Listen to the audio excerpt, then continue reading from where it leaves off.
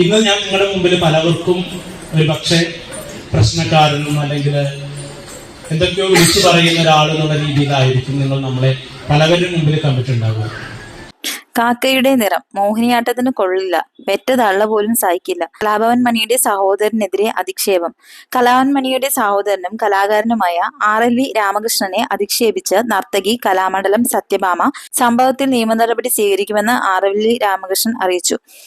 മോഹിനിയാട്ടം കളിക്കുന്നവർ എപ്പോഴും മോഹിനിയായിരിക്കണം. ഇയാളെ കണ്ടു കഴിഞ്ഞാൽ കാക്കയുടെ നിറമാണ്. പുരുഷൻ കാലും കവച്ചു വെച്ച് കളിക്കുന്നത് പോലൊരു ആരോചകം ഇല്ല. എന്റെ അഭിപ്രായത്തിൽ മോഹിനിയാട്ടം കളിക്കുന്ന ആൺകുട്ടികൾക്ക് സൗന്ദര്യമുണ്ടായിരിക്കണം. ആൺപിള്ളേരിൽ സൗന്ദര്യമുള്ളവർ ഇല്ലേ? ഇവനെ കണ്ടാൽ പെറ്റ തള്ള പോലും സഹിക്കില്ല. സത്യഭാമയുടെ അധിക്ഷേപത്തിൽ നിയമ നടപടി സ്വീകരിക്കുമെന്ന് RLV രാമകൃഷ്ണൻ അറിയിച്ചു. ഇങ്ങനെയുള്ള വ്യക്തികൾ കാരണം ഒരു പട്ടികജാതി കലാകാരന് നൃത്തരംഗത്ത് പിടിച്ചു നിൽക്കാൻ പറ്റാത്ത സാഹചര്യമാണ് ഇന്നുള്ളതെന്ന് RLV രാമകൃഷ്ണൻ സോഷ്യൽ മീഡിയയിലൂടെ പ്രതികരിച്ചു.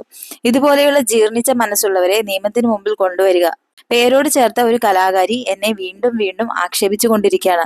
ഞാൻ കാക്ക പോലെ കറുത്തവനാണെന്നും ശരീരത്തിന് നിറവും സൗന്ദര്യവും ഉള്ളവൻ മാത്രമേ മോഹിനിയാട്ടം കളിക്കാൻ പാടുള്ളൂ എന്നും എന്നെ കണ്ടാൽ പെറ്റ തള്ള പോലും സഹിക്കില്ല എന്നും സുന്ദരികളായ സ്ത്രീകൾ മാത്രമേ മോഹിനിയാട്ടം കളിക്കാൻ പാടുള്ളൂ എന്നും എനിക്ക് വിദ്യാഭ്യാസ യോഗ്യതയില്ല എന്നൊക്കെയാണ് ഇവർ ആക്ഷേപം ഉന്നയിച്ചിരിക്കുന്നത്. സത്യസന്ധതയോടെ പഠിച്ച് വിജയിച്ചിട്ടാണ് ഞാൻ ഈ രംഗത്ത് നിലയുറപ്പിച്ചിട്ടുള്ളത്. 1996 മുതൽ തൃപ്പൂണിത്തറ RLV കോളേജിൽ മോഹിനിയാട്ട കളരിയിൽ നിന്ന് പഠിച്ചിറങ്ങിയ കലാകാരനാണ് ഞാൻ. 4 വർഷത്തെ ഡിപ്ലോമയും പോസ്റ്റ് ഡിപ്ലോമയും കഴിഞ്ഞതിന് ശേഷം MG യൂണിവേഴ്സിറ്റിയിൽ നിന്ന് MA മോഹിനിയാട്ടം 1ാം റാങ്കോടെ പാസ്സായിട്ടുണ്ട്. ഇതുകൂടാതെ ഇവർ പറയുന്ന കേരള കലാമണ്ഡലത്തിൽ നിന്ന് പെർഫോമിംഗ് ആർട്സിൽ MPhil ടോപ്പ് സ്കോററായി പാസ്സാവുകയും ഇതേ സ്ഥാപനത്തിൽ തന്നെ മോഹിനിയാട്ടത്തിൽ PhD പൂർത്തിയാക്കുകയും ചെയ്തു. UGCയുടെ അസിസ്റ്റന്റ് പ്രൊഫസർ ആകുന്നതിനുള്ള നെറ്റ് പരീക്ഷയും വിജയിച്ചിട്ടുണ്ട്.